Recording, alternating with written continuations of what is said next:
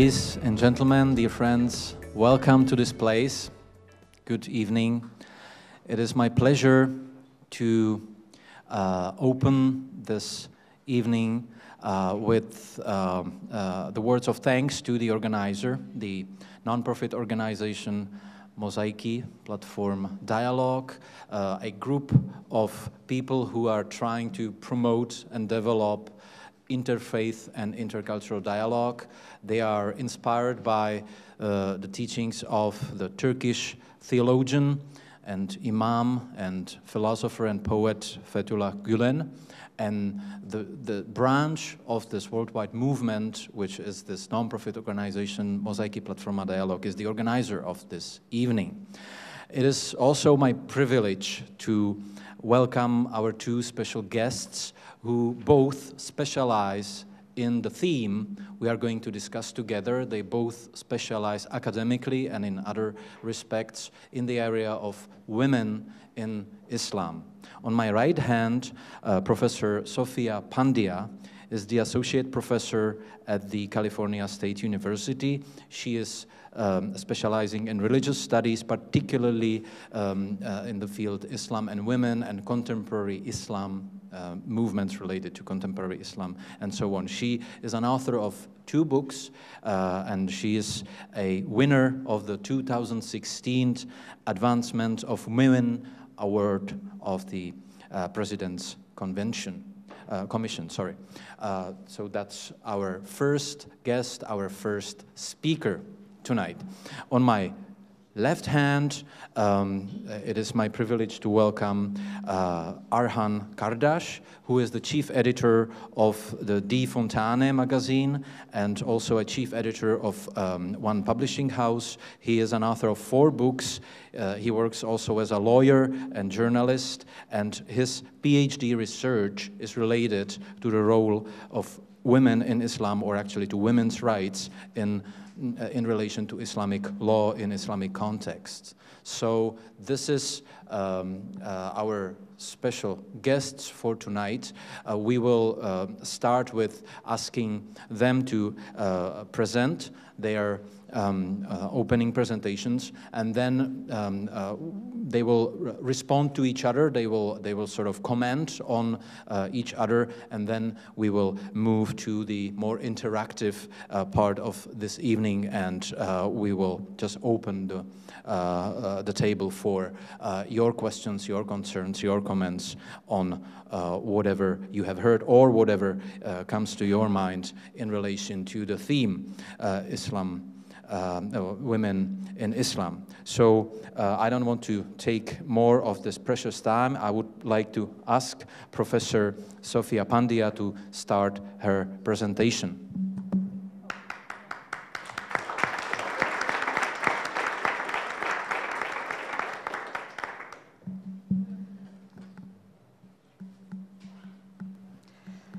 Thank you very much for coming this evening. And I'd also like to thank the Mozaiky Platform Dialog Center and Mr. Saleh Yilmaz, Mr. Harun Jachmaz, and Ms. Adriana Stribirna, and Mr. Yasir Eldem, and all of you, the audience. So here I begin with some images. And you see Malala Yousafzai, an example of a very strong Muslim girl. She's not a woman yet, from Pakistan, who protested in her blog against the Taliban and against the Taliban's resistance of women's education in Pakistan, and of course she was shot for it. So you see the two conflicting strands. You see the Taliban resisting women's education, and you see Malala Yousafzai, herself a Muslim girl, standing up against them. You also see a very strong image of Muslim women lifting weights, and then of course I'm shamelessly plugging my books. Okay, let me try to figure this out. Here we go. So I come from Long Beach, which is a little bit south of Los Angeles. And I begin with this cartoon, because typically in the US, I mean, we have some religious tolerance, but it's not where we would like it to be. It's the ideal. I mean, America was based on the ideal of a religious tolerance. We're just not always reaching that ideal. But so there's a cartoon up there, and so you have a woman who looks like Belle from Beauty and the Beast. She says, I actually do not find my hijab, that's the headscarf, I actually do not find my hijab to be restricting of my personal freedom and choices, and I identify as a feminist, but thanks for all the assumptions. And then underneath you see a Muslim woman wearing she's got face paint with a US flag. So after 9/11, Muslim women and men suffered from intense discrimination. And actually anybody who was sort of unlucky enough to look like a Muslim, the Sikhs were also attacked for looking like a Muslim. And so you have a 2010 Gallup poll that found out that 43% of Americans felt at least some prejudice against Muslims. And the number is going to rise, of course, after the attacks in Paris. And of course, also in the US, we had the December 2015 attacks in San Bernardino, and then the more recent attacks in Brussels, right? I was actually there. I managed to get out of Brussels 3 days before the attacks. Very frightening. And there's been a lot of attacks against mosques in the US, a lot of hate crimes. And so a lot of the criticism of the Muslim community it actually centers on the women issue. A lot of the Islamophobia, it centers on the women issue. It's a good question, why? Yeah, and we're going to talk about why. And so here is the Czech Republic. And there's, of course, some negative images on the top. You have the anti-Islam, anti-immigrant protests up there, and then the little girl who was asked to leave from her second grade school, and then you are in a Czech-controlled zone, and the middle little image has women wearing Islamic clothing, and it says, no oppression of women, as if wearing Islamic clothing equates the oppression of women. But I prefer to think of the Czech Republic. I mean, I've walked around with the headscarf here. I am also Muslim. I don't wear the headscarf, but I was wearing it because it was cold. It's really cold at night. And so I wore it, and nobody bothered me, So I prefer to think of the Czech Republic like this, okay? As, this is the counter-protest to the Islamophobic protest. In the US, though, we have what people don't know sometimes is that it's 53% of Muslims in the United States don't want anything like Sharia law. They just want to assimilate, okay? But 33% of the general public in the US think only 33% understand that. It's only 33%. I'm not sure what it is in the Czech Republic, but you can tell me in the Q&A time whether or not in the Czech Republic people believe that Muslims want to assimilate. But the great majority in the US do want to assimilate, and I'm almost certain that here the great majority of Muslims would like to assimilate to varying degrees to Czech society. This is an image of Yemeni girls with the flag of Yemen on their hand, and I have that because where people think of Muslim women sometimes as oppressed, of course, that's just a stereotype. And it was Tawakkol Karman who won the Nobel Peace Prize for launching the Arab Spring. She is the one who began it. I don't know if you know this, but she actually was the one who launched the Arab Spring, which led to the toppling of President Saleh in Yemen. And so that's her there winning the Nobel Peace Prize. These are Yemeni women protesting. They were on the streets. They were carrying out performance theater. They were camping in the streets. They were burning their face veils, not their headscarves, but their face veils. They perform all kinds of services. They're police women. They vote. These are their thumbs showing that they voted. But despite those powerful images, of course, many of us have been, even Muslims and people from the Middle East and everybody, we've been imbued with these images. And so here of course, you have the sort of the unwrapped Muslim woman. It's what people imagine is underneath the burqa. She's unwrapped, she's dancing. There must be some great sexuality underneath. Either that or she's inside the burqa and saying, help, help, get me out. I'm imprisoned, I'm imprisoned. And then there's a little girl, 8-year-old girl, getting married to some 40-year-old man in Yemen. And then, of course, you have women militants. So which one of these images is true? Which one is not true? and they all shape the way we think.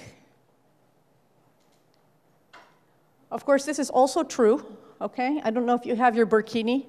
I kind of would like to have a burkini. I think they look better than bikinis on me anyway.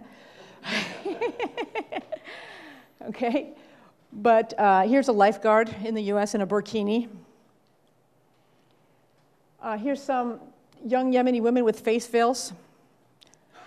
I've been told by Yemeni women, I spent some time in Yemen, that one reason that they wear the face veil is because it's so dusty.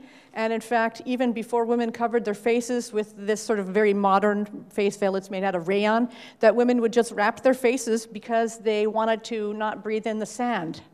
Okay, now it's also pollution, but in the past it was just also sand. Okay, and the men sometimes cover their face too, so they don't breathe pollution and sand.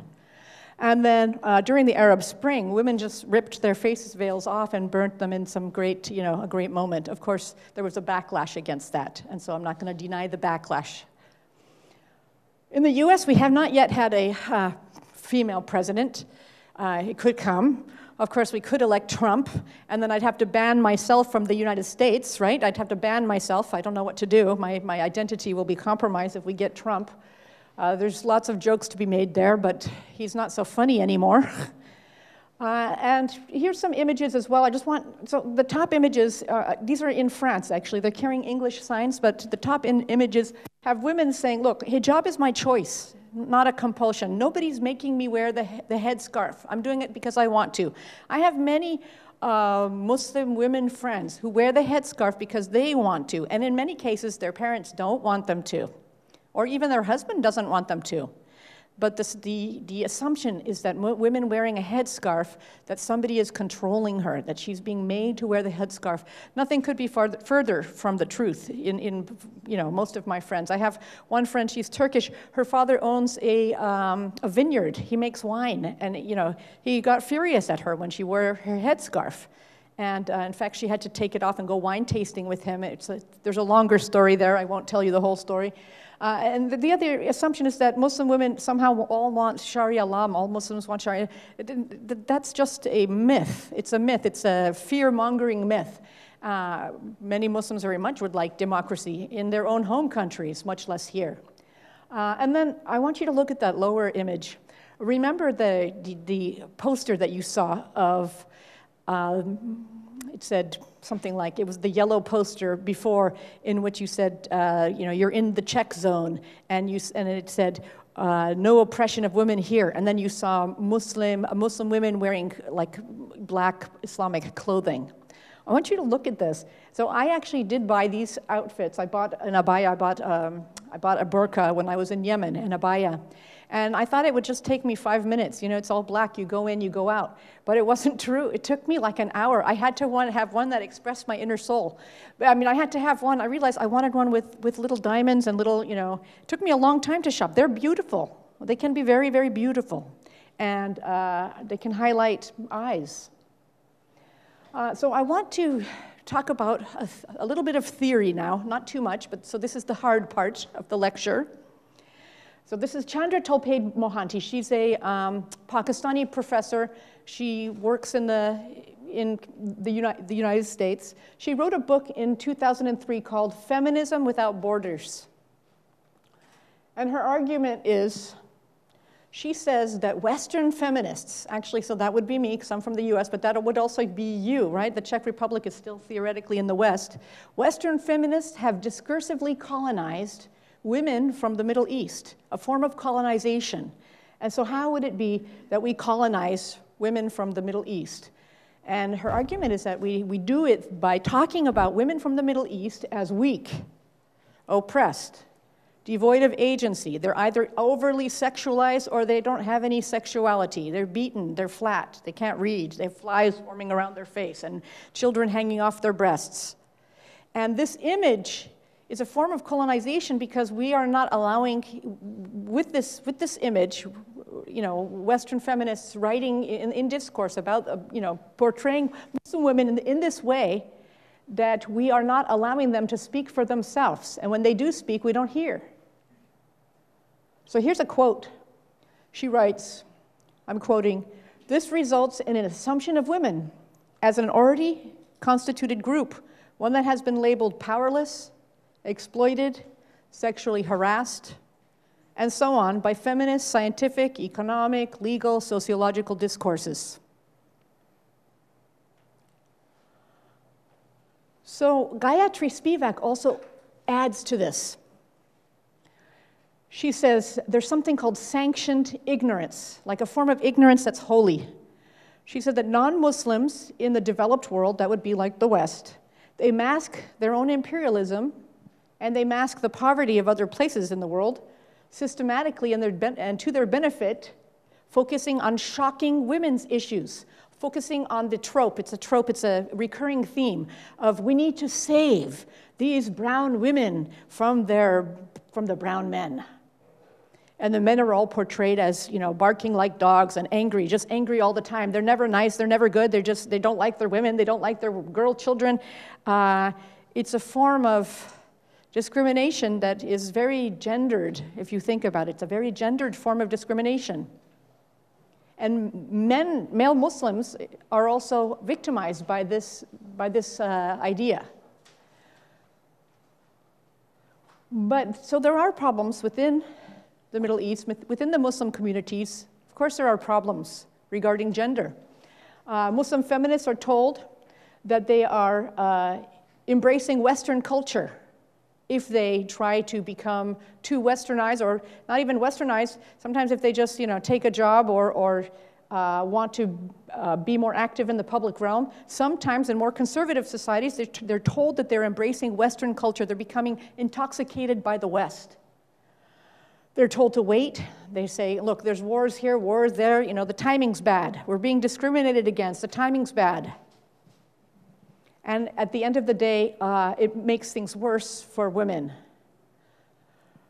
So the fact is, so here I'm not trying to rose-coat this. I'm trying to tell you that it is true that Muslim women do suffer disproportionately from, to men, from poverty, from lack of equal access to political participation. So this is true. But actually, what's interesting? Do you know which country has the highest number of women serving in the parliament? I would think it would be in Europe, don't you? Wouldn't you think it's in one of the Nordic countries or something? Do you know? Iran? No, it's Rwanda. It's Rwanda. Rwanda, 60-something% of women are serving on the parliament. Rwanda, you can Google it. Rwanda. Yeah, in the US it's not good, 44 times in a row we haven't had a woman, 44 times in a row. So I want to make just a couple other points, really one other point, really. And so let's look at the Quran. What is the Quran? I want to bring out the most controversial verse in the Quran, okay? The one that some people think is about beating. So I only get a few minutes. So this is Yusuf Ali's translation of that verse. This is his translation of the verse. So let's read it. Men are the protectors and maintainers of women because Allah has given the one more strength than the other and because they support them from their means. Therefore, the righteous women are devoutly obedient and guard in the husband's absence what Allah would have them guard. As to those women on whose part ye fear disloyalty and ill conduct, admonish them first. That means to yell at them. Next, refuse to share their beds, so don't sleep with them. And last, beat them. And then it's not in the Arabic, but Yusuf Ali adds lightly. Okay, so the Arabic word is udrubhana. Udrubhana, which can mean to ring a bell. It can mean to rouse somebody up from an unconscious state. It can mean to have sex with. I like the ring the bell. I like the ring the bell argument, okay? Here's Laleh Bakhtiar. She's an Iranian-American woman, and she looked at the original Arabic and translated that word differently. We don't have to read the whole thing, okay? Let's read the yellow part. And those whose resistance you fear, then admonish them and abandon them in their sleeping places and go away from them. And that's a perfectly legitimate translation. And then go away from them. So, if you look at your dictionary, your Arabic Czech dictionary, you'll find that the verb daraba has at least 26 different meanings. At least 26 different meanings. So when we're doing an exegesis of the Quran, you know, an analysis of the Quran, there are many ways to look at these words. So of course, the initial tension that I spoke about with Malala Yousafzai, it exists. So some very, very conservative Muslims will prefer the first translation, but many more liberal Muslims will prefer the second translation. And there are many other translations, okay? There's a range of translations. Maybe we could say an infinite number. So I'm going to conclude now. How have I gone over my time? Okay, I'm going to conclude now. The roles that Muslim women have been able to play depend on when we're talking about or where we're talking about, okay, the sect that they come from, the class, their race, their age, a number of factors, disability, number of factors. Women also are complicit in the constructions of their own societies. Sometimes we look at a society and we blame the men for the society. Women are complicit to varying degrees for the construction of their societies. Women struggling towards gender equity are not always struggling for the same thing. My version of freedom might be different from somebody else's version of freedom. I want different things than other people want. There are some Muslims that do justify hurting women. I mean, they do. They're doing terrible things, and they're doing it in the name of Islam. So, you know, myself and many of the other Muslim women that I know, and Muslim men, are very much against that. And then finally, there's a great move now where Muslim women are actively looking at the religious text themselves and carrying out new analyses themselves. And so I'm out of time, but I thank you very much for listening to me.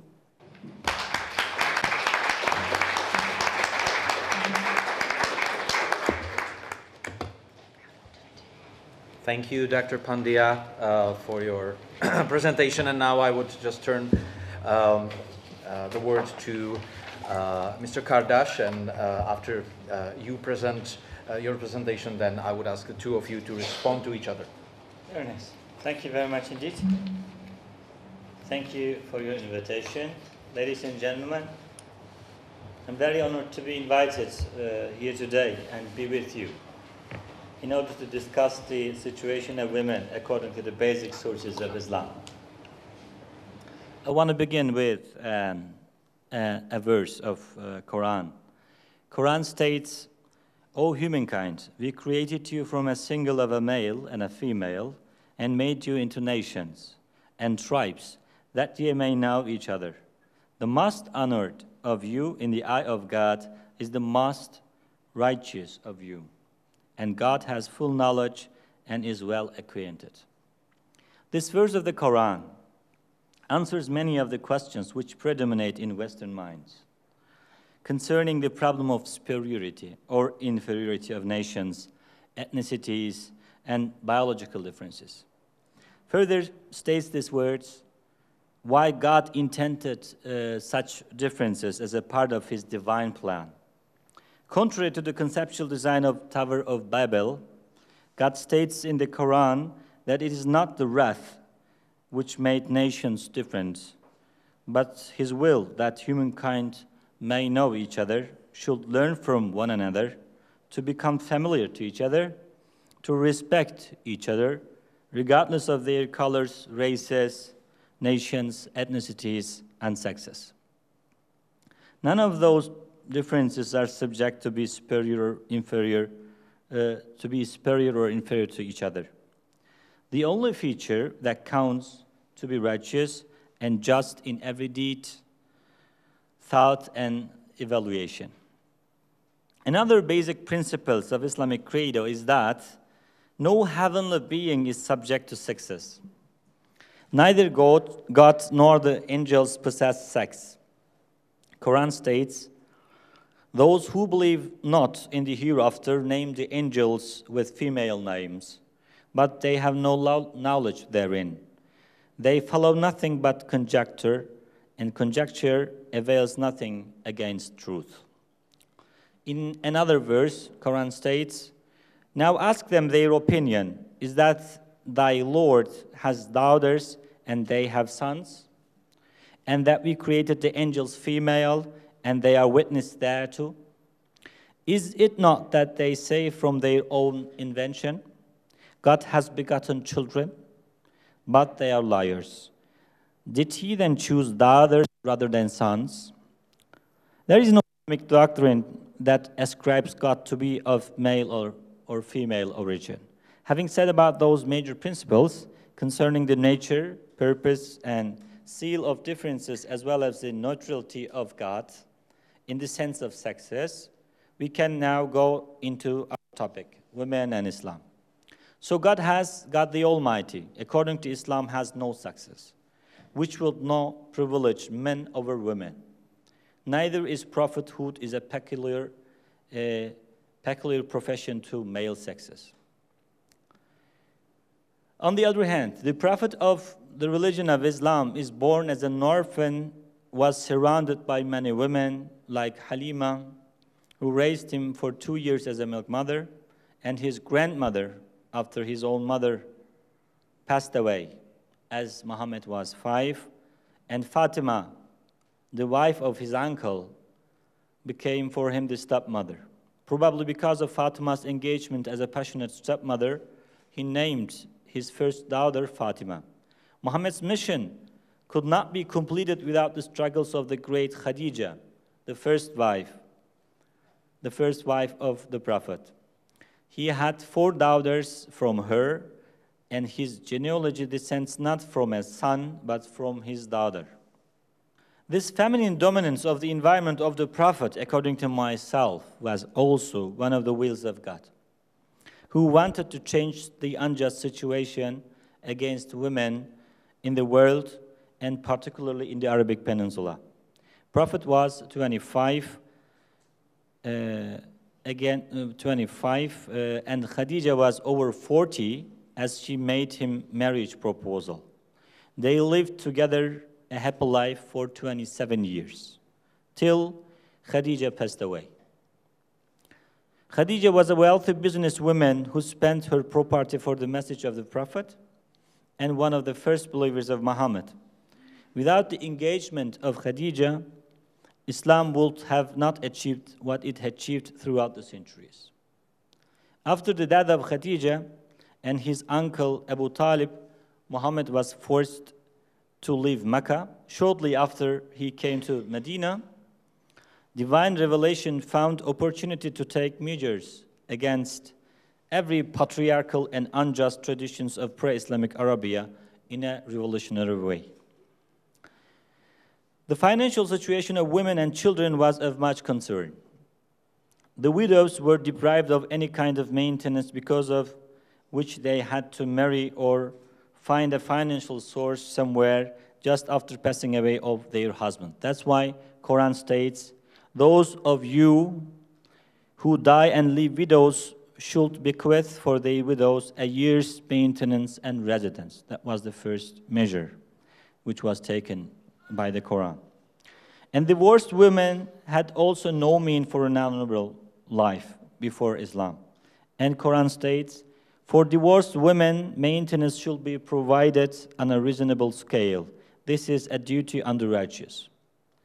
Children was considered as properties, not as independent subjects of law, and financial burdens were not regulated.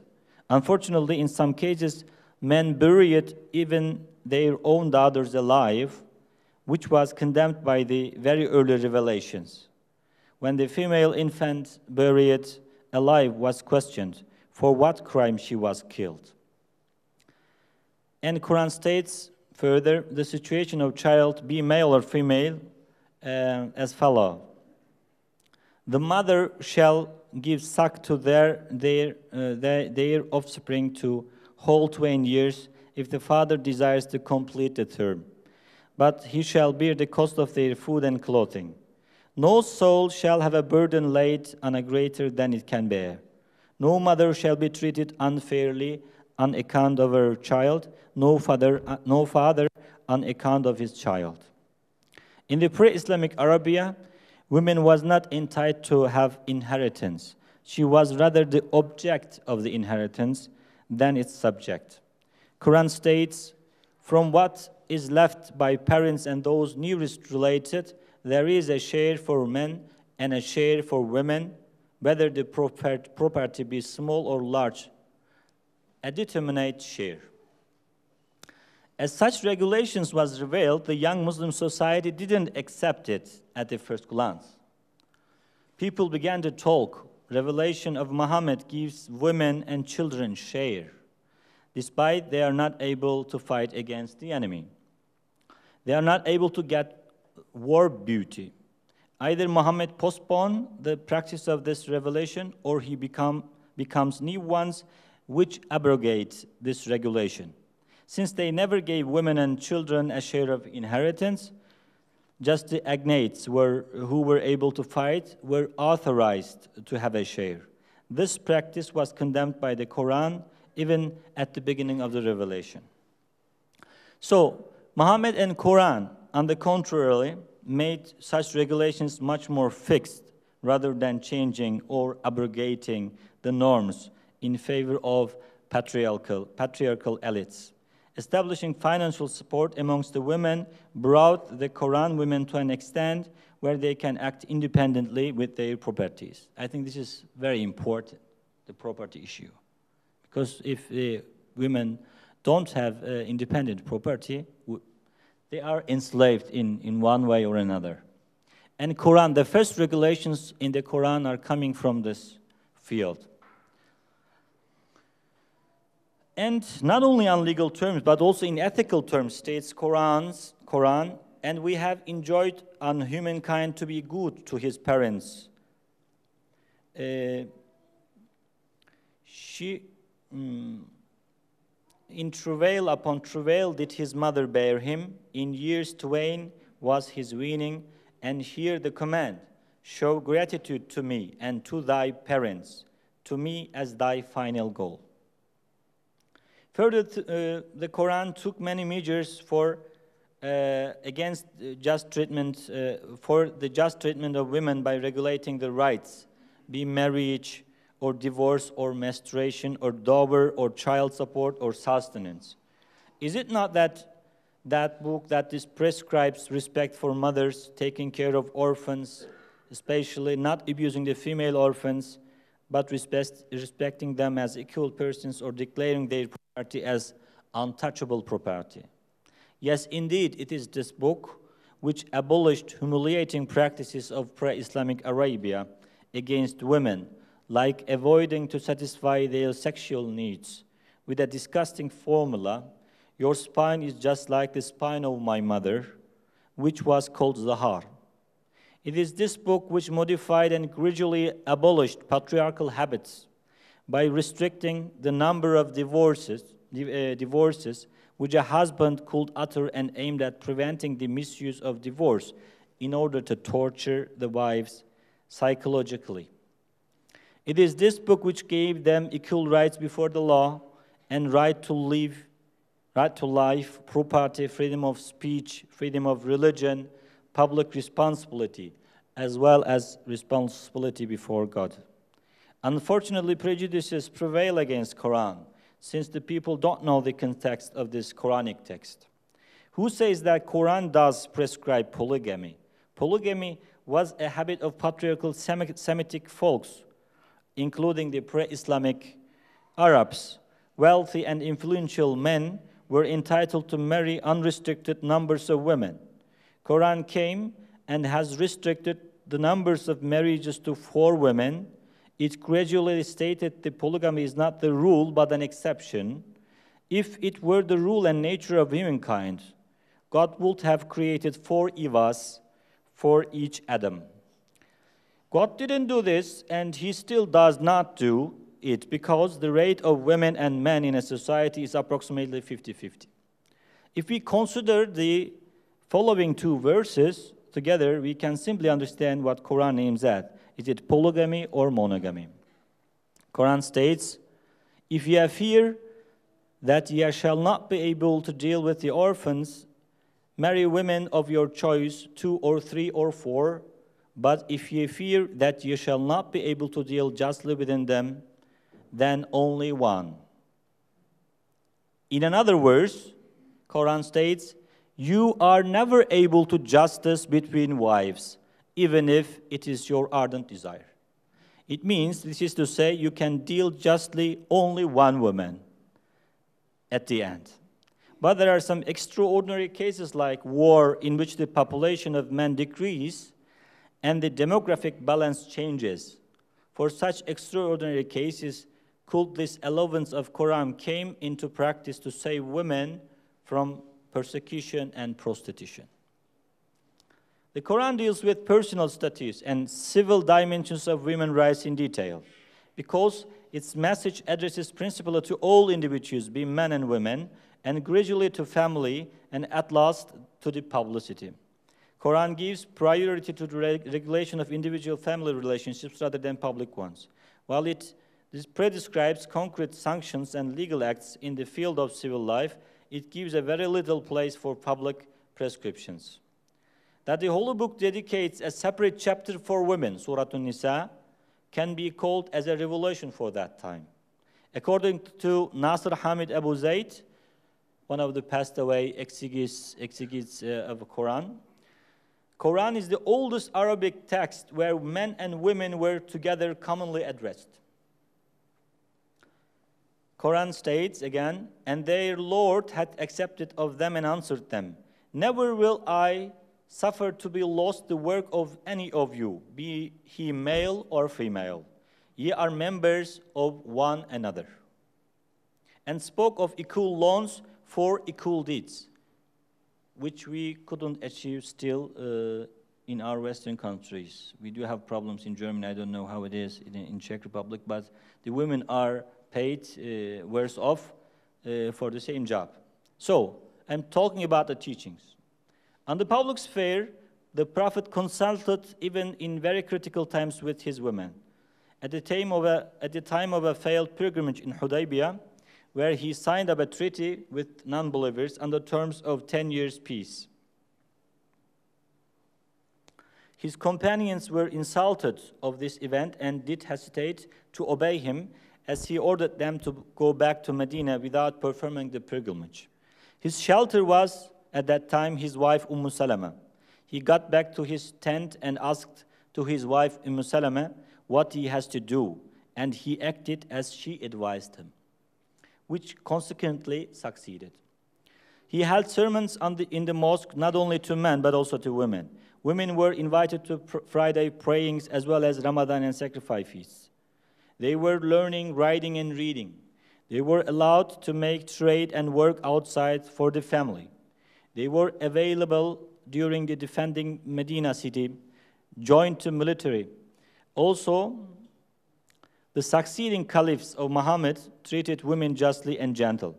The second Caliph Umar employed Shifa bint Abdullah for the control of the market.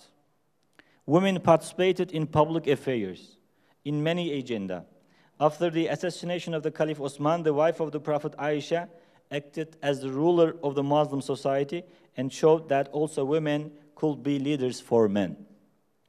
In other words, Islam owes women at least the half of its achievements, and women of Islam many of their emancipation. Unfortunately, right after the death of fourth Caliph Ali, the situation of women began getting worse, and patriarchal society of Byzantium and Persia began to establish their structure in the society. Some pre-Islamic Arab structures began to emerge anew, which led women to be oppressed. Revolutionary approaches of Quran became more and more disappeared. In some societies and cultures, they were oppressed. In some societies, they enjoyed their rights just now today. In some, Islam is a profound teaching of a positive discrimination for women, and any other interpretations of the sources does not match with the reality, the praxis, and the visions of the Quran and the Prophet. Thank you.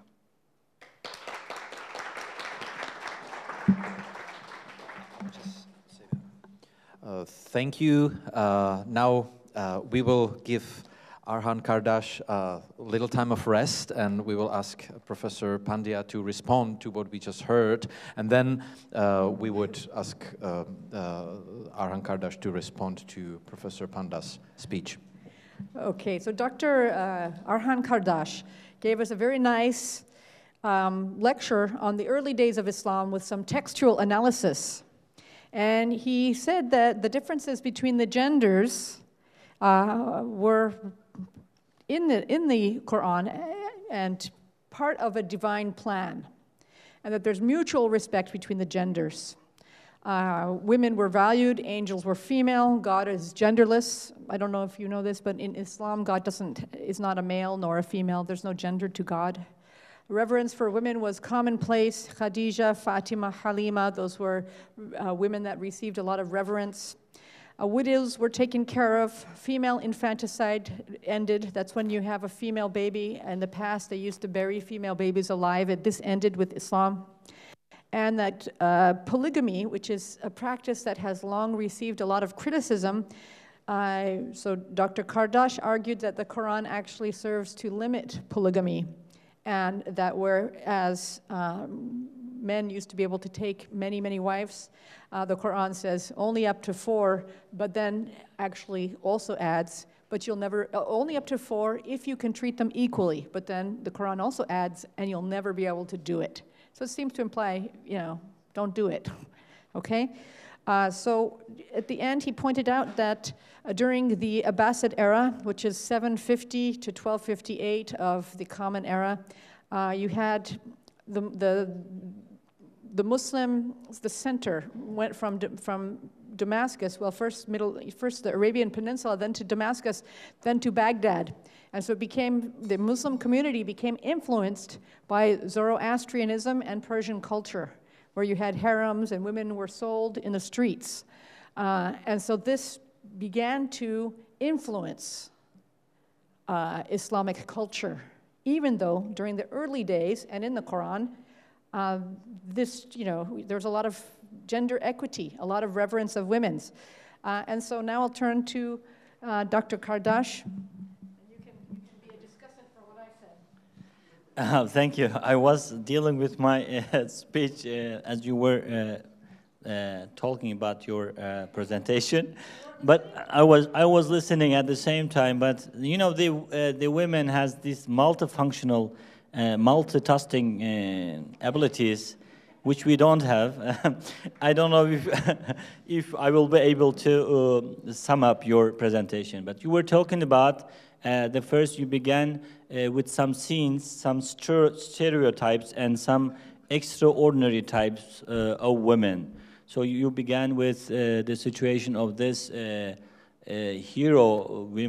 hero or girl from Pakistan. She protested against Taliban, which is not to be legitimate, can never be legitimized by Quran or the practice of the Prophet. So, and she got hurt in the society. She has attracted many different sounds and voices. This is a positive example, even in some cultures where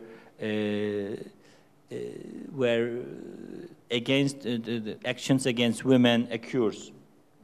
And you gave another example about the situation in Czech Republic.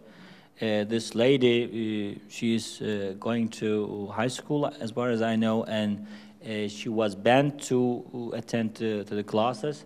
And her classmates came together and demonstrated against this unjust practice, as far as I remember. And then you go further to the situation in the United States, and you said if the Muslims minorities in United States or in some other countries are willing to have Sharia laws, I don't know what it means. I think we don't know the content of the context of Sharia, what Sharia means. Anyhow, but they are not agreed with Sharia laws. They want to be assimilated. This is 56% of Muslims are for the assimilation, and 33% of Americans are thinking that they don't. Is that right? Only 33% thought they did want to be assimilated. Okay, only 30. Okay, they didn't. They are not assimilated. Okay, and then you you went further to some different topics, to hijab in Yemen. You showed some pictures from Yemen, some ladies from Yemen who fought against the unjust regime and get some prizes, as far as I understood. So hijab can be many different, manifold explanations.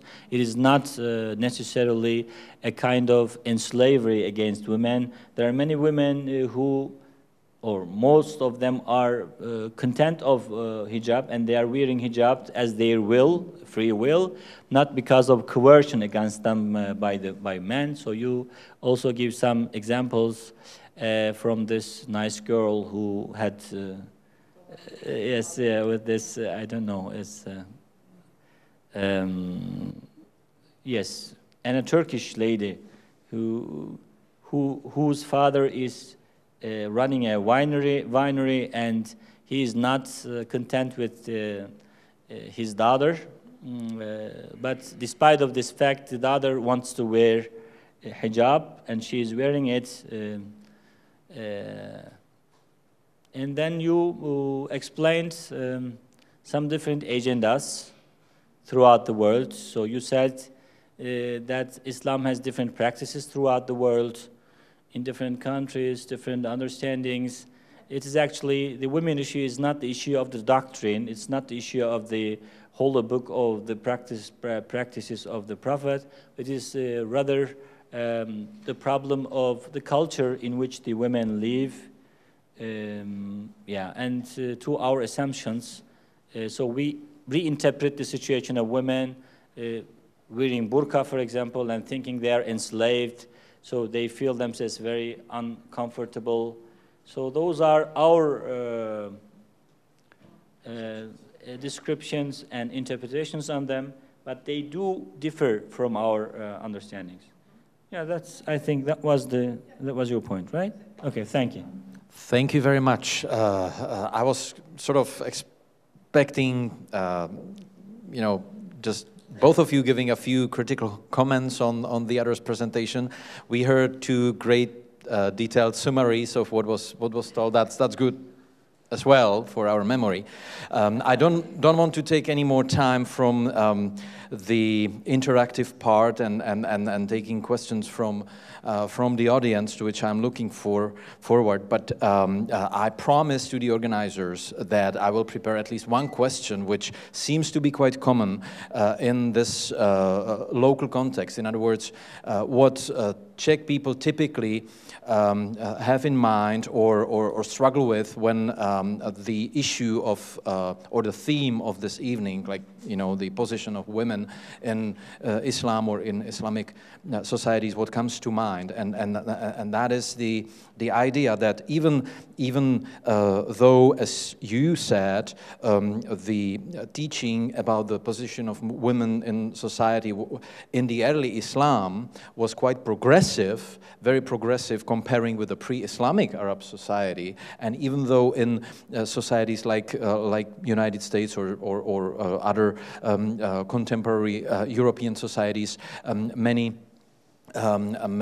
Western Muslim women, but also in Muslim majority countries, some courageous women are sort of taking steps and being emancipated and becoming actually social and political leaders. There is the idea, and please challenge or comment on the idea in many Czech people's minds, that as the Sharia legislation developed in the not very early but in the later stage of Islamic history, some of the patriarchalist regulations which were discriminatory, or at least in our contemporary perspective unjust towards women, got sort of ossified, and then the traditional Shariatic legislation, which is a major controversial issue in contemporary Czech society, especially because people are concerned that some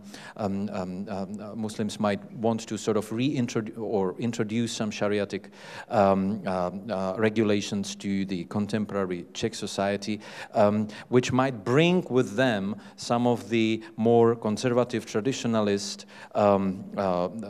patterns of family structures and so on, which might be discriminatory towards women, at least from our contemporary perspective or from the perspective of human rights documents dealing with women. So I'm sorry, it was quite a long sentence, but I hope it is understandable what the quite commonly expressed concern among contemporary Czechs is in relation to the Shariatic legislation concerning gender roles or women issues. So if you might please comment on that. Sure. So the first thing to say is that actually, so Sharia law was created, first of all, there's many different types of Sharia law. It's not just one thing, okay? It's not just one thing. But what we think of as Sharia law, maybe what the Czech Republic is worried about, would be the Sharia law as created back during the Abbasid era, which was a relatively, in terms of women, it was a golden age in terms of alchemy, astronomy, algebra, not so good for women. That was the time when Harun Rashid had 4,000 concubines, and women were bartered, they were sold in the marketplaces. So Sharia law, when you use the word ossified, it's true that some aspects of Sharia law became, more well-known or fixed during this relatively misogynistic period of time. And so I can understand why the Czech Republic doesn't want Sharia law. However, there's only 20,000 Muslims out of, what's the population in the Czech Republic? 10 million. So it's really not a possibility. So in the United States, I think the Muslim community is about 2%.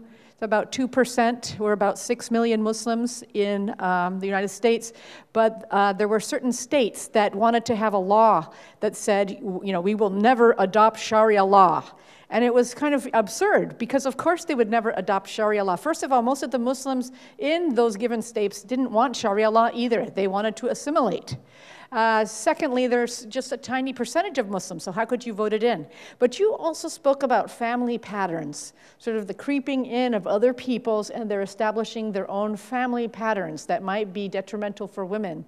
So that's a different issue. That's culture, as Dr. Kardaş pointed out. I'm a little different than you, Dr. Kardaş. I think culture and religion cannot be completely separated. I think culture is religion, and religion is culture. That's just how I have it in my mind. So I think it's true that you will see when you have people coming in from different countries, and this is the new world, this is globalization. You have more fluidity, you have transnationalism. So you will see different groups of people coming and establishing, different types of ways of being. And I guess the way I think about it is that I think people should be perhaps, the liberal way to be would be to be okay with their definition of happiness, and realize that maybe my definition of happiness or freedom is different from your definition of happiness and freedom. And I don't think there's any question that Sharia, there's not going to be any Sharia law in the Czech Republic or in the United States. This is a myth. Thank you. Well, this is, I think, one of the most important questions. I think we couldn't define Sharia. So Sharia has different definitions. One of the definitions of Sharia is the whole teachings of Islam. This is one of the definitions of Sharia, the whole teachings of Islam. And many Muslim, especially in Arabic countries, if you say Sharia should be abundant, it means the religion should be abundant. So you are not allowed to believe. You have no religion. You have no sacred book. In that sense, the people misunderstand each other. So, in the other sense, in this narrow sense, Sharia as law of or a public order, there is no Sharia in that sense. So, the people who are talking about a Sharia which prescribes a Quran, or a prophet which prescribes a certain type of public order are lying. This lacks. Because there is no such a public order in Islam. So in that sense, there is no legitimation of an Islamic state. The Islamic state as a concept is a very new concept. In 1952, the people invented this concept, especially Al-Mawdudi, one of the thinkers of Pakistan, at that time Hindustan, and the people who were oppressed through the colonialization, they began to construct new theories about state. After the collapse of the caliphate in Ottoman Empire, and the caliphate just was a symbol. It has never a power, a political power, has never been a political center, actually. It was a symbolic name. And after the collapse of this, the people began to think about how to construct an Islamic state. Islamic state is actually, also, when we are talking about the history, the people began to rewrite history, writing, for example, Islamic state of Abbasids. In our history books, we don't see Islamic state of Abbasids. There is no ad-dawlatul islamiyyatil abbasiyya. That's not the case. Nobody talked about, the people talked about the Abbasid dynasty, the dynasty. It is a house which ruled those areas, not in the name of Islam, in the name of the household. And this is a new phenomena how can I say, to understand Islam as a public order. So it is not the case, has never been the case. There used to be states in which the Muslims lived and in which the people lived in a Muslim way. So they shall exist, they shall be existing. But an Islamic state, there shall never be Islamic state, and Sharia in this narrow sense doesn't exist. It is a construct. So we are constructing it. You understand what I mean? So if you look to Saudi Arabia, at the aeroplane, near me, a lady, approximately 60 years old, working in a set near me. She is working in Abu Dhabi for 14 years. And I asked her, as a Czech citizen, living in Abu Dhabi, in a Muslim culture, what do you think? I will be making my presentation about this and that. What do you think about those things? And she talked to me approximately 1 hour about the differences, about the fears, about the, how can I say, I can understand this fear. So she's living in a Muslim country. She used to be in Saudi Arabia. She makes comparisons. Saudi Arabia was worse than Abu Dhabi. Turkey is the best. Abu Dhabi is in the middle. But those people, if they come to our society, to Czech Republic, they must obey our rules. I think that is the maxim, that is, which is self-evident. The people should obey the rules in which they live. But we don't, so we are not out to omit and forget that we have human rights here. We have freedom of religion, freedom of speech. The people can practice their religions as they do, but they cannot force or coerce the others to become Muslims or to act as they act. So I think the Muslims are very capable of integrating to the society, if you look to the German example. And I think the discussion in Czech Republic is a kind of artificial one. It is a kind of a very artificial one, because in Germany we do have at least one-fourth of the population of not Christian origin, and it functions in Germany. And we do have here 10,000 Muslims, and we are crying, oh, the Sharia comes, we will be, I don't know, one part of Saudi Arabia or something like that. This is, according to myself, it's a kind of building a new identity. The people try to build a new identity to make themselves important. Yes, we are very important. We must be very careful about this because we are Czech. We have our own identity. We must save our identity. We do have our values. And those bad Muslims, those are fault. That is, I think this discussion is, at least in that sense, it's very artificial, according to myself. Thank you. Thank you. That was quite challenging, wasn't it? Dear friends, ladies and gentlemen, thank you for your attention till now, and now it's the time to turn to you.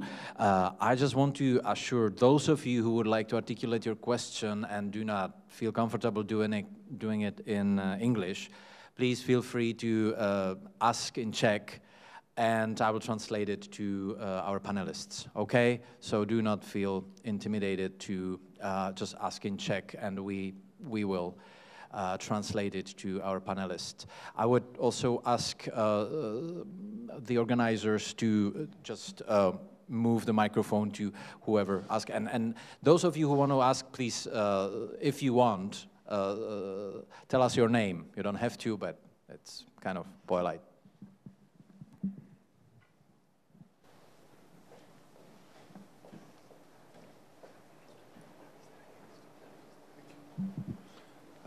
Hello, my name is Stefano Taglia. I work for the Oriental Institute of the Czech Academy of Sciences. I have a bit of a problem with the title of the talk itself, Islam and Women. It seems to me that by looking at the position of women in society, talking about Islamic society, then going back to what the Quran says about women, which has been written about 1,400 years ago on the revelation that Muhammad was getting in 610, we are really perpetrating the problem. So instead of looking at the position of women in Syria, Iraq, Iran, Italy, Austria, and so on, we're making it a whole block. So as if all these countries where Muslims live are all the same. Instead, maybe we should be talking about the position of women in authoritarian countries, or something like that. And then just about, I don't know whether I understood right, but the position of the Caliph in the Ottoman Empire was not a religiously influential position. I don't agree. I think depending on which sultan we're talking about, some of the sultans used that position because he gave them legitimacy, and pretty important legitimacy. So I'd like to know what you think about this. Thank you. I can respond to your first point. So I agree with you that the problem with the title of Islam and Women is that it actually seems to imply that there are only two genders. These days we know that there are more than two genders. There are intersexed people, and intersexed people come in varieties. There's at least 5 ways to be born. And so I agree with you that there's a problem, again, with talking about Islam and women as if they're all the same, as if there's no diversity. And we could also just, some of the stereotypes that we have about Muslim women, they also exist about women in underdeveloped countries, right? The illiterate, the poor, the woman who's nursing 6 children and flies around her mouth. That's just a stereotype about women in underdeveloped countries. So I think you're correct in your criticism of the title. I think there's a point to presenting this presentation with that title, in that many people have the stereotype. So the title directly addresses the stereotype, but I like your comment, I really do. I think our college is an Orientalist, and as far as I understood from the institution he's working, he's an Orientalist, and this is the Orientalistic way of thinking. I respect this view, so we do respect opinions. But I'm agreed with this Islam and women. I think they chose this topic just because the people are identifying, not the Muslims, but the people are identifying it with Islam. The problems of women are identified with Quran, identified with the Prophet, identified with the sacred sources, the major sources of Islam. That's why you are ought to speak about this in this context. So if we have been talking about on secular terms, authoritarian countries, I don't think that the people will come together here and discuss these topics, because nobody is interested in authoritarian or such topic. Islam is in, so that's why we chose. You're right in your scientific interpretation, but we are right because of the agenda. The people are interested. The second, yes, the position of the caliphate. I wrote my PhD on this sense, so I know very good what caliphate is, what it can be, what used to be after the Muhammad, what it came to be after the collapse of the Abbasid Empire, the Abbasid period, and what the Ottomans done about this position. At the end of the collapse, after the collapse of the Ottoman Empire, caliphate became to be just, how can I say, a symbolic position, which Mustafa Kemal was very agreed at the first glance. In 1921, they selected Abdul Majid as the caliph, and he acted as caliph till 1924. And Mustafa Kemal Pasha, the founder of the republic, saw that caliph has still some attractive position, and he wanted to unite this position with the parliament in Ankara. And if you are well acquainted with this law against caliphate, it is stated the first article of this law, which abolished caliphate.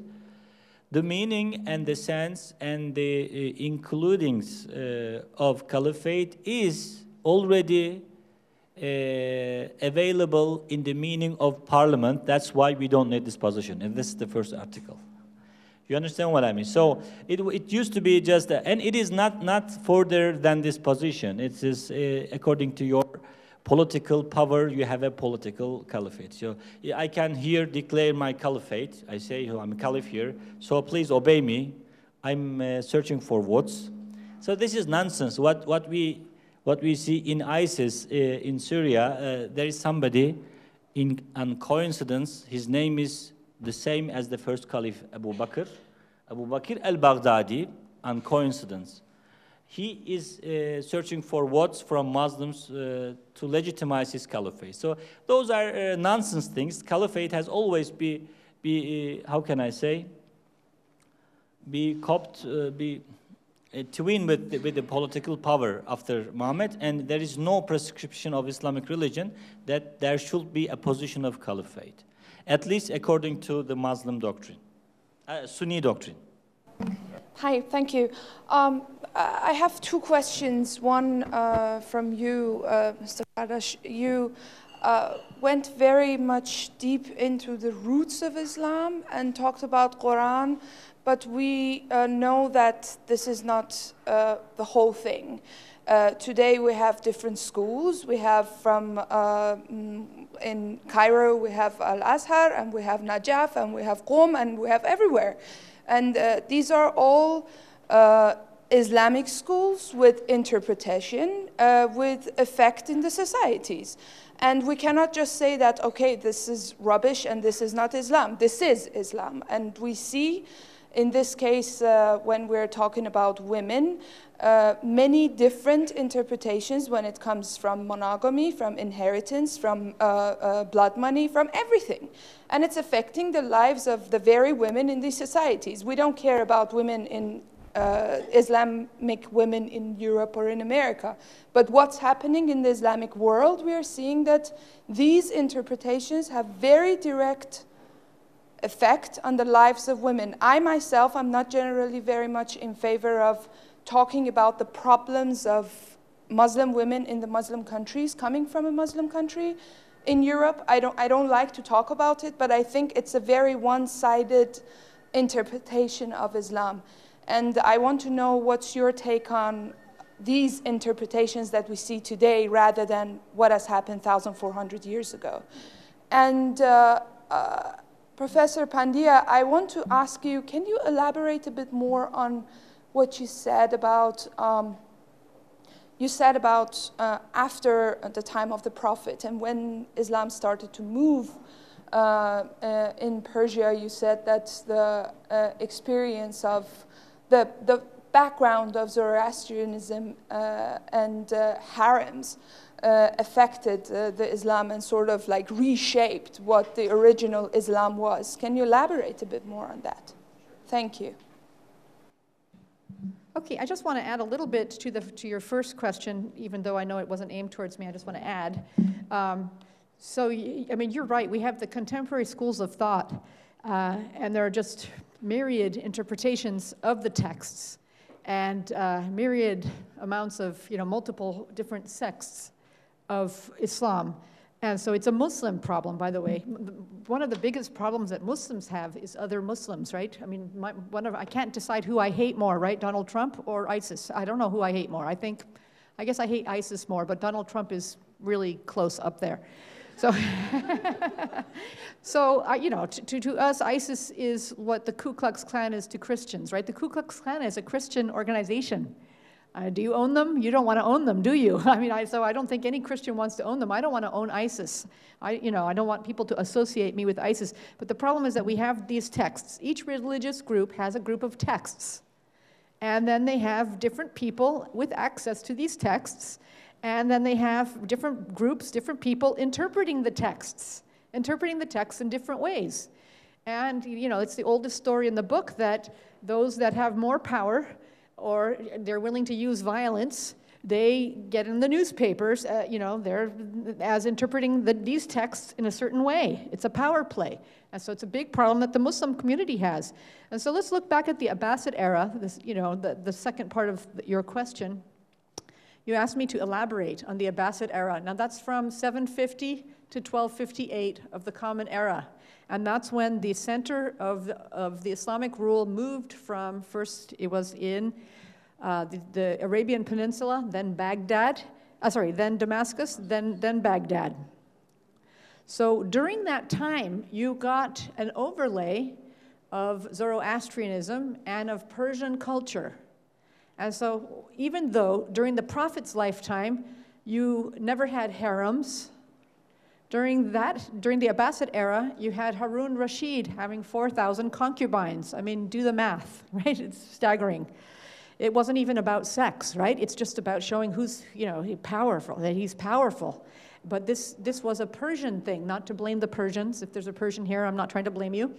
But it was a Persian thing, it's a Zoroastrian thing. Some other ideas that crept in from Zoroastrianism was the idea of purity and pollution. Zoroastrianism was a very dualistic religion. And so women actually suffered from this new emphasis on purity and pollution. During the Prophet's lifetime, he married many divorced women, and there was no stigma on a woman for being divorced. There was no stigma about that. During the Zoroastrian era, people began to talk about women as being polluted if they had had, a marriage before. She became, like the second-hand car. That kind of talk crept in. So this is true. This is just true of religion. I tell my students to think of religion not as a rock, but more as a river. Because religion moves, people move. I mean, where is religion? Religion doesn't wake up and brush its teeth in the morning, right? Islam doesn't wake up and brush its teeth. Islam is not a person or an entity. It's made out of people. You have your text, but then you have a lot of people, and they move around like a river. And so, of course, as it became Zoroastrianized, the dangerous thing that happened, from my perspective as a liberal Muslim woman, is that schools of thought formed during this time. And some of the Sharia law that, for example, a liberal Muslim woman like myself, maybe I don't agree with it, some of the Sharia law that was formed during this time, it was influenced by the misogynistic milieu. Okay, this was the time where you had harems. This is a time where you had women being thought of as polluted if they had been previously married. And so during this time, Islam organized into schools of thought, and you got Sharia law. So I think what you were trying to point out is that Islam doesn't have to be like this. It doesn't have to be like this, and many Muslims are, in fact, rejecting that type of Islam. They are saying, look, let's look at this time of the Prophet's life. Let's think about the Prophet's treatment of women. And, you know, Prophet never had a harem. The Prophet married divorced women all the time. These ideas were not prevalent. The Prophet did housework. So, it's Layla Ahmed, by the way. It's Layla Ahmed who writes a very important book on Islam and women, in case you're interested. Thank you. I think you're descending from this region, where the Shia Islam, the interpretation of Shia understanding of Islam is predominating. I can understand this. I wanted to make a distinction between the texts, and the person who interpret the text. So the text is actually capable of a modern interpretation. The text is capable of coping up with new challenges in nowadays. That was my point, actually. The people are not really, for example, I talked about inheritance law. Inheritance law, which Quran gave to women from time to Prophet till then, is not practiced in Muslim countries. Still not in Turkey, in some parts of Turkey. Let's say Antalya. I was in Antalya and lived there for 3 years. And I saw some very wealthy women, and I asked them, how could you achieve to be wealthy? They told me, well, we are the daughters. We are the female members of the family. So our father gave us the worst places, which was on the strand, where you cannot grow anything. They gave us those parts which were inferior, and they gave to the male members the best places where you can raise, agriculture. But after a while, those places became touristic places, and people came to build up their apartments. So it became controversy. So the women became wealthy, and the men became poor just because of this discrimination. So I mean, the praxis is different. I don't think that any Muslim society is practicing the laws of inheritance, which is prescribed in the Quran. I don't think so. So this is the practice. This is the situation of women. As far as I know, in Iraq, in Syria, the women are not allowed to inherit. What do we say? Immobiles. So you're not allowed to, pardon? Not property, immobile property. They inherit property, but if it is immobile, just like a field or something like, or a house, they are not allowed to, according to the Shia understanding of inheritance law, succession law. So those are the different types, and I think also very influenced by the cultures, and also social needs, if the people are capable of understanding this or that. So I think this ambivalence of Islamic teaching is not very bad. It's not very bad. It's actually very good, and used to be very good. And we lost this culture of discussing. For example, if you look at just inheritance or anything which is subjected to the doctrine, the people became to discuss. For example, in our theological discussions, can women be prophets? It is discussed in the early years of Islam. Some said, yes, they are entitled to become prophets, just like Maria, just like Asiya and some other women, which got revelation, or the other. So they were discussing ambivalently and also very controversially. We forgot to discuss this thing, so we try to make our interpretation and enforce our interpretation onto the other. I think this is also the case in Europe. We just try to make the other to be the same, where actually the situation doesn't suit. For example, the Muslim countries didn't leave the First World War and the Second World War. Just because of that, so I think the women's emancipation is very linked to the First World War and the Second World War. So the Muslims didn't leave those two world wars where the women became, how can I say, not public, but private in houses. But in Western countries, till 1950s, the women were enslaved in houses. In Germany, a woman was not allowed to sell her own property without the allowance of the husband. So we know that still 1970s, there has been many big problems about the emancipation of the women here in Europe. We must accept this reality. So the Muslim cultures didn't experience the First and Second World War. This is one of the reasons where you cannot interpret the sources according to the modern concepts. Thank you. Dear friends, we only have about 20 minutes left. I just want to ask all of us to try to keep short our comments or questions. We still have 20 minutes to go, and then, of course, there will be a refreshments time, and you are more than welcome to continue all the conversations in the informal context of refreshments time after about 20 minutes. But we still have 20 minutes to go for the discussion, so please keep your comments or questions short. Hi, I am Azza Hassan. I'm from Syria. And I need to comment on your lecture about al-hijab. You mentioned, the two of you mentioned beautiful things about Islam, but you failed to mention the, I don't know how to say it. I don't want to be aggressive with the situation, but I just want to ask you at first. You failed to mention that Muhammad said that the women are lacking in mind and in religion. You failed to mention that Muhammad married Aisha when she was 6 years old.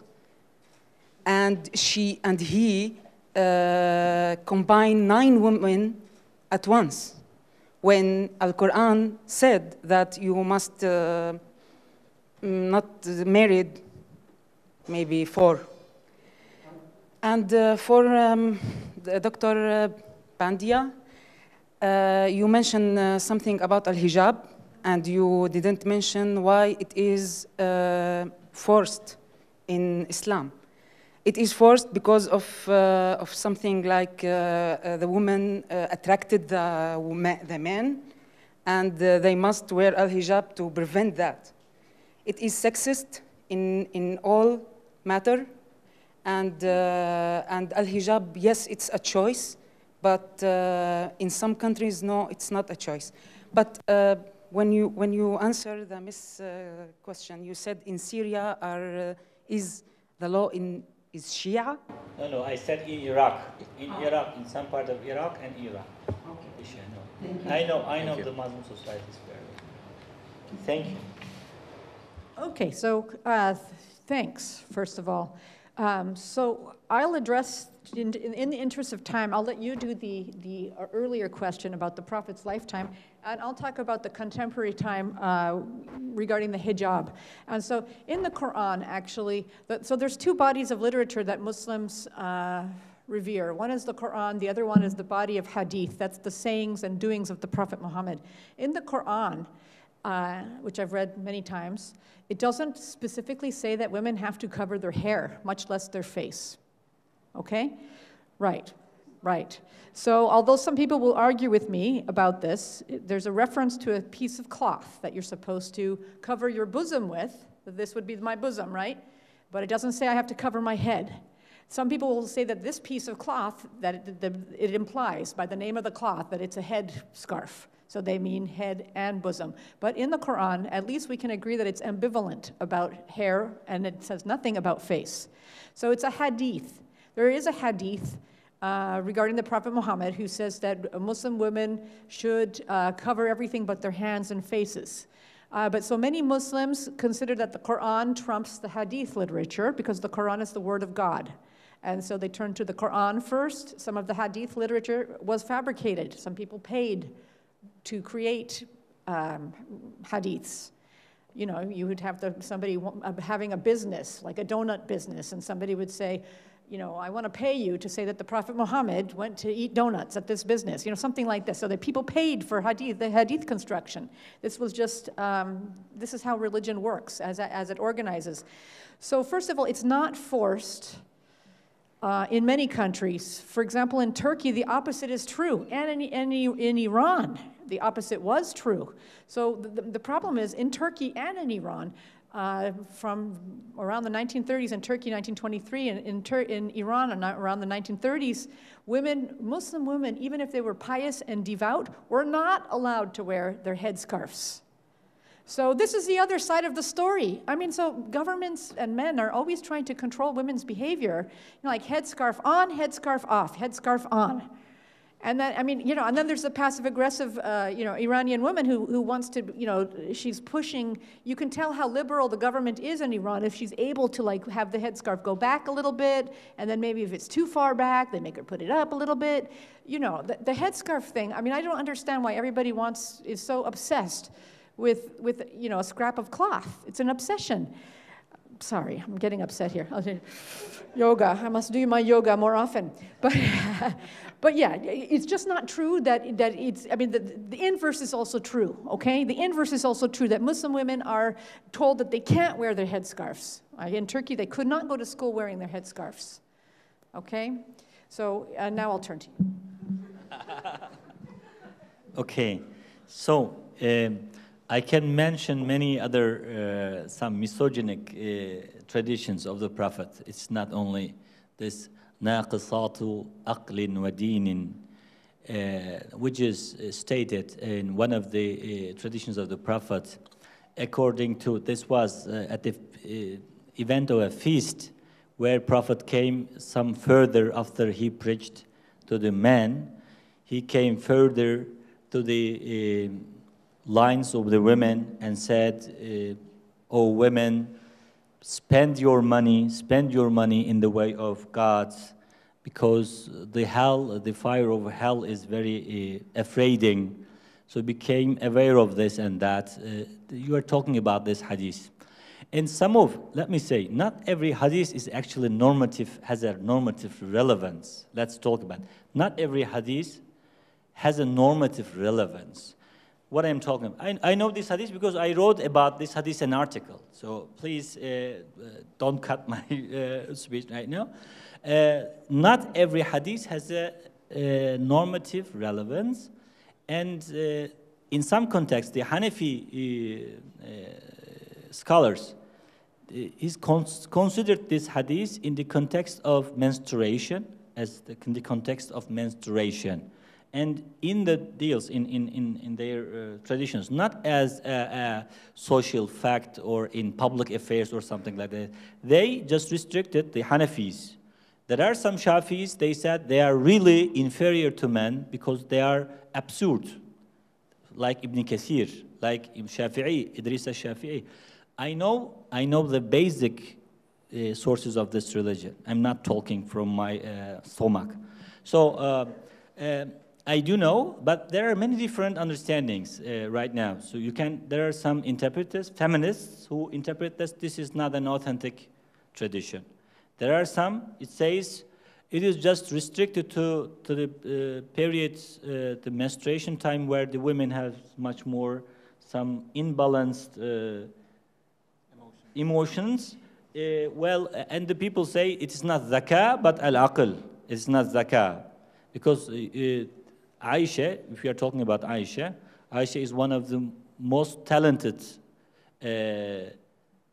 scholars during the time of the companions of the Prophet, and she was the leader of the society. The people came to her and learned from her, and nobody told her, "You are inferior, naqisatu aqlin wa dinin, so shut up, we go out with men." Nobody told them. The other question, you're talking about the year of Aisha. Reşit Haylamaz, I advise you to read the article of Reşit Haylamaz. It is impossible that Aisha should be under 10 years old as she was married to Prophet.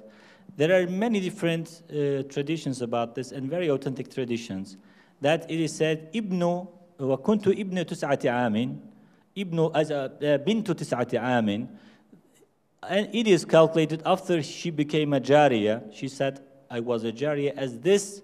She says, I was a jariya as this revelation was revealed. And this revelation was revealed as she was approximately 8. And after this calculation, it is obvious that Bukhari makes a mistake in stating this tradition.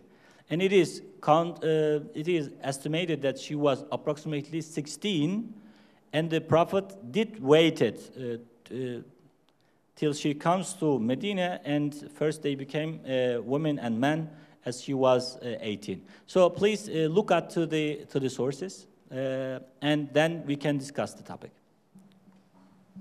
Thank you. I think we only have time for one or at the maximum 2 questions, because we have about 10 minutes left. I will just make a comment because again and again, obviously we are encountering the problem that people who are not Muslims are actually trying to get all sorts of information about Islam, and some of the interpretations which you see as very unfortunate or outdated or problematic or questionable are actually presented by some Muslims. And so it is so difficult for non-Muslims to sort of find the right sources of interpretation.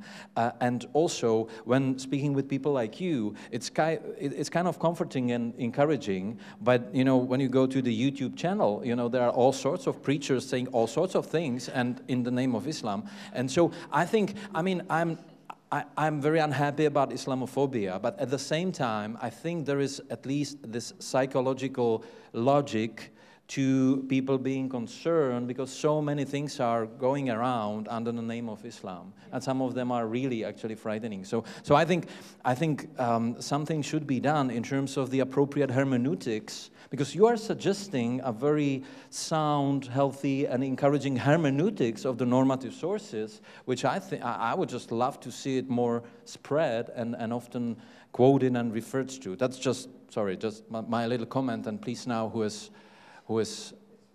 yeah. I have 2 questions for Professor Pandya. The first one is if you could elaborate more on the link between culture and religion, and how, as you said, you see it differently than Arhanem Kardaşem. You said that you don't see it so separate. So how religion influences culture and these traditions we live in. So that would be the first question. And the second question relates to your comment that was basically on tolerance. We have these people coming in, and we should get used to it. We live in a globalized world, and people have different family patterns, and we should be respecting that. But what about, you have young Muslim women who are raised in the definition of happiness of their traditional parents, and they want to live in a different definition of happiness of their European peers. And maybe this discrepancy in some cases, and it still is happening, leads to something like an honor killing. How should the society address that? How should we address this, this situation in Europe? Can I ask for The same thing? Is it related somehow? Yeah. Okay. Yeah, so please, we have like 8 minutes, so if you feel like... Okay. If you give me the chance to talk later. Okay, go ahead, Okay. Add. Go ahead. Add. Okay, my name is Hammam Youssef. I am also from Syria. And unfortunately, I have to say that my feeling that it was not structured well, the lecture, because it's a very big topic, Islam and women, and we found ourselves talking about politics and ISIS and Sharia law, and it's a big mess. I believe this topic needs more of these lectures. What I want to say that I agree with the first question there, that we should think or look at the interpretations of Islam in different societies and talk about these particular cases, because you cannot generalize. You have 1,300,000,000 people who are Muslims.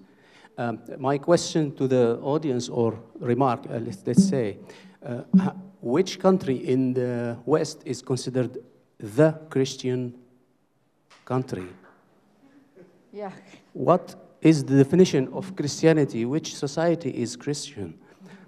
So this will give you an idea on the opposite side, that you cannot say that all these are Islam or only this country is a representative of Muslims. I would love to talk to you maybe later, and I would love, I find myself actually wanting to answer more than to give questions. So thank you. Okay. Thank you very much. I would just respond in one sentence. Thank you. This is exactly what my feelings are. And this evening had no greater ambition than perhaps starting the conversation. I very much agree with you that we couldn't have accomplished more than basically open some of the aspects of the huge topic, because in an evening like this, nothing more could ever be accomplished. But I think we have started some very interesting streams of ideas and thinking and conversations, and I hope the conversation will just go on. That would be my comment. Thank you. Okay, thanks. So to your question about culture and religion, a lot of cultural habits that we have are actually also religious. For example, the celebration of Valentine's Day, St. Patrick's Day. What are those little leprechauns on St. Patrick's Day? They're little supernatural creatures, right? So it's a belief in supernatural creatures. It's a belief in a mythology. Also, you know, for example, in America, there's this collective religiosity. We call it civil religion, like the slaughter of the turkeys for Thanksgiving, when we all come together. You know, and we celebrate these values of sharing. Or on the Super Bowl, you know, everybody watches the Super Bowl in the United States, and, you know, guys maybe will sit on their special sofa, their special chair, and they have to wear their special hat, or their team will lose. So, and the special hat supposedly makes their team win, right? Supernatural qualities attached to this special hat. So in my definition of religion, it's just everybody's highest values and the way they orient themselves in the world. So I tell my atheists that they also have a religion. It's just a broader definition of religion. So that's the culture question. As for your tolerance question, so your tolerance question is much harder. That's a harder question, okay? So you asked me, how do I, you know, you don't perhaps want to be a cultural relativist and allow, you know, a woman to be happy having herself killed in an honor killing. So I would assume that the woman who might be a victim of an honor killing would agree with you. She also doesn't want you to be a cultural relativist. I think that we all, I'm not an ascriber to the point of view that we should just mind our own business. No, I agree. Let's not just mind our own business. There's certain things that we want to draw our line. I agree. So in case anybody wants to tell me that honor killings don't happen, they're just incorrect. In Pakistan last year, it was at least 1,000 honor killings. Honor killings happen.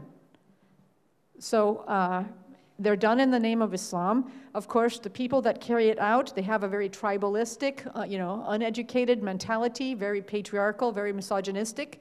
And, you know, of course, nothing upsets me more. I don't feel like I'm in their religion. My values are not their values. I would like to give them a different name. Unfortunately, they also call themselves Muslims. I don't know what to do about that, right? So, and as for, yeah, but so I agree with you. I don't think that the woman who would be a victim would be upset if you said, you know, I draw my line, I'm against honor killings. I agree. And so as for you, it's a mess. You said it's a mess. The discussion on women and Islam, it's always a mess. Do you know, it's even hard for me to talk to my own mother about Islam and women. She just will ask me the most disturbing questions like, when will those people over there stop beating their wives? I don't know where to start. I don't know where to start. You know, my jaw falls open. It's a problem with the very subject, the topic that the gentleman over there said, the very, you know, title, Islam and women. It brings out a lot of very interesting questions. Before you know it, we're talking about ISIS and honor killings. And of course, we shouldn't be. We should be, you know, talking about the early days of the Prophet and the many contributions of Muslim women. But in the West, and that's where we are right now, it brings up a lot of thoughts, a lot of very complicated thoughts, because there's still this complex that many of us have. Even Muslims have it. It's the idea that we need to save other people living in poor areas. We need to save them from themselves. You know, when we talk about, we call it the white savior complex in the United States. I don't know if you have the same concept. The white savior concept. I need to save these poor, you know, Muslim people from themselves and from their, you know, angry men. So it's going to be a mess. Yeah, but it's a start to the conversation. I want to let him have the last word. Go ahead. No, I don't want to have the last word. So the women is the first, the women is the last. Thank you. Well, I think I wasn't able to answer the other question of this Syrian lady about the polygamy of the prophet. I want to say something. Let's think. As you know, in the Islamic theology, we do have the concept of isma, which means the prophets are saved by God, that they don't act against God. This is isma, ma'asum. The prophets are, according to our understanding, all ma'asumun. That is, they are all saved from big failures against God. They can make mistakes, but they don't act against God. This is something different. Making mistakes is something different than acting against the will of God. So you can make mistakes, but acting against the will of God is different. Let's come. If you think about David, if you think about Solomon, those used to be prophets and very well-known prophets and kings of the Bible. David had more than 200 wives, concubines, and Jesus, John the Baptist, and Elias didn't have any wives. Does it mean that Jesus, John the Baptist, and Elias were not able to intercourse with women?